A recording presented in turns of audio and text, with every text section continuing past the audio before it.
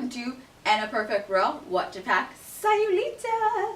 Yeah, I'm wearing a wetsuit, but we're gonna get to that later. So, as a stylist, I get a lot of questions from people about what to pack, how to pack light when they travel, and all of that good stuff depending on location, weather, you know. So, I decided to create some fun videos to help you out. Let's get started. I've been searching a really long time for the perfect luggage for my surf trips to Sayulita, Dominican Republic, what have you. And I surprisingly found it at the Eddie Bauer outlet this summer in Vermont. Check this out. It's pretty lightweight, it's a carry-on. You can really fit everything you need for a week in Sayulita in here. I'm carrying a backpack as well, but that's kind of just for my camera equipment and documents like passport and stuff like that. But other than that, this is pretty much all you know. We'll see. First thing I like to start with is what I'm going to wear on the plane, because that kind of is pretty easy to set the tone with what you're going to pack, because you're usually wearing your heaviest pieces. This is my go-to travel coat.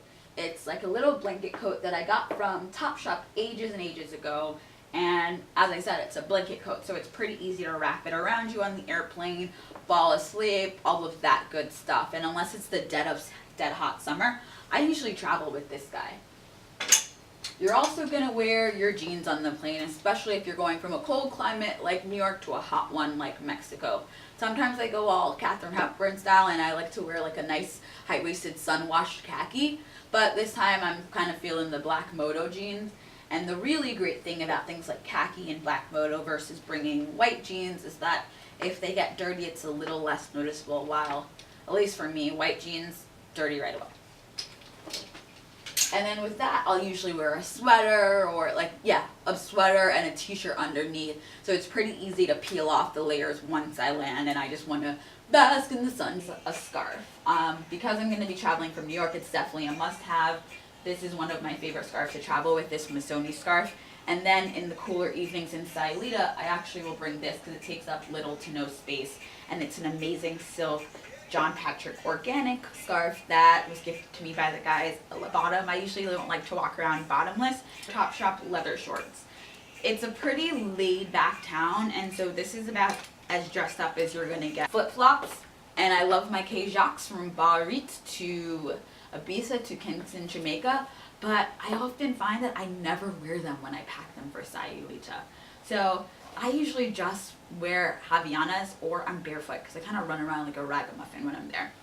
And then my Converse as my sneakers, my go-to sneakers while I'm there. And because I'm going to do some hiking trips this time around, I'm packing these really cool Heidi Klum for New Balances. Hopefully get them a little gritty because they're a little bit sparkly Barbie princess right now. They're really light. I think I like to kind of mix a little fun high-low when I'm there. And still be pretty New Year's-y, but do it in a Sayulita way. So this year, I'm thinking about wearing this really awesome H&M bra top with my Timo Wyland joggers. They're like, I lived in them this summer. I cannot tell you how much I love these pants. You need to bring your wetsuit for Sayulita. Yes and no. You should bring a rash guard if you have one. If you don't, you're going to surf for the first time. They all have rash guards and wetsuits for students to rent. I love this Roxy wetsuit. I have only used it in the Northeast when surfing or paddleboarding because the water's pretty warm in Sayulita. Tons of bikinis because, you know, it's Sayulita.